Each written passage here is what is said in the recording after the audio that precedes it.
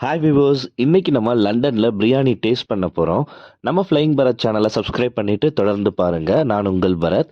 இன்னைக்கு நம்ம லண்டன்ல பிரியாணி கடைக்கு தான் வந்திருக்கோம். இது சென்ட்ரல்ல இருக்கிற ஹான்ஸ்லோ அப்படின்ற ஒரு ஏரியா. இங்க அதிகமா இந்தியன் ஷாப்லாம் இங்க இருக்கும். இங்க செமையான குளிர் இருக்கு. ஃபர்ஸ்ட் நம்ம பிரியாணியை வாங்கிட்டு போயிட்டு நம்ம ரூம்ல ஹீட் பண்ணி தான் இன்னைக்கு சாப்பிட போறோம்.